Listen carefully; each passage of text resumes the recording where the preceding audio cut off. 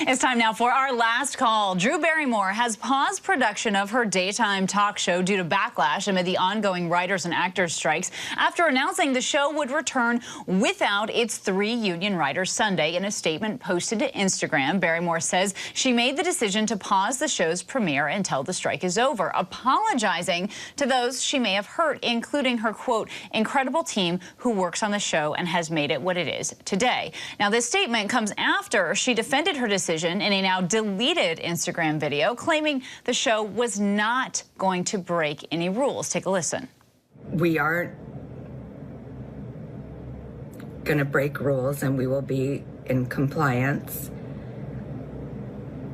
I wanted to do this because, as I said, this is bigger than me, and there are other people's jobs on the line. I want to bring back our panel now. Mike Muse, John Katko, Rachel Bade, and Mustafa Santiago Ali to discuss for this backlash. Following this, CBS has decided to pause the season premiere of its show The Talk. Also, comedian Bill Maher, who has been unapologetic about the return of his late-night show on HBO, has also now announced his show will go on pause. So, Mike, to you first, what is your take on Drew Barrymore's about-face here? Because it appeared that she was also trying to support the non-union writers. This really showcases the complexities of this labor movement. Would you agree?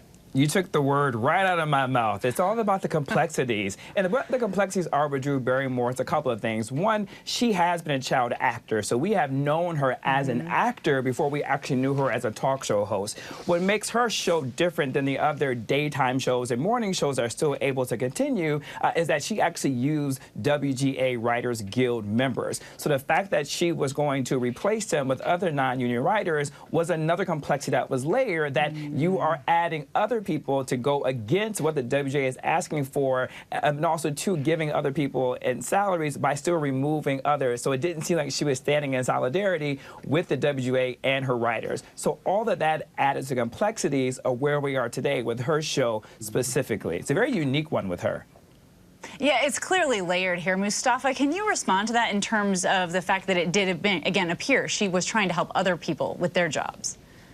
Well, I appreciate that she's trying to help other people, but as someone whose family has been in unions for 100 years almost now, you don't break the picket line, because what that does is that you weaken the negotiations that folks are utilizing to try and make sure that everyone has a better set of opportunities.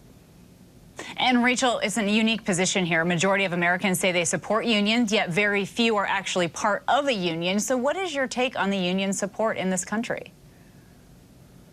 Yeah, it's really fascinating. I mean, her flip-flop here really speaks to, the public sentiment right now in terms of support for unions, and the fact that she had to sort of do a double take here and cancel her show from starting.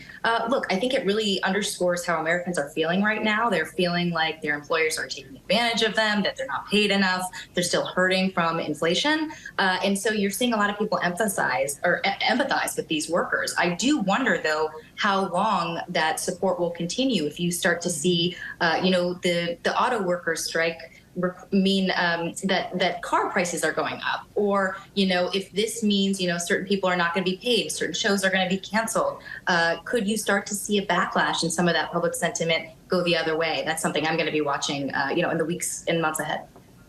Certainly. And John, to you, we're seeing multiple union strikes across the country, as you just mentioned. Is this a reckoning between employers and employees right now?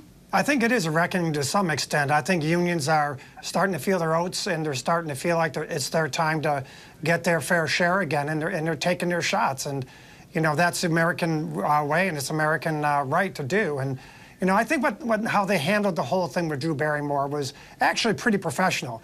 They had a disagreement. They didn't go crazy and attack her personally and everything. They just kind of worked out a solution. They're back on the same page. And the UAW, they're shooting for the moon as well. And so we'll see how this all shakes out. But the longer it goes on, the longer it's going to be a problem. Yeah, certainly more to come. Mike Muse, John Katko, Rachel Bade, and Mustafa Santiago Ali. Our thanks to all of you. Hi, everyone. George Stephanopoulos here. Thanks for checking out the ABC News YouTube channel. If you'd like to get more videos, show highlights, and watch live event coverage, click on the right over here to subscribe to our channel. And don't forget to download the ABC News app for breaking news alerts. Thanks for watching.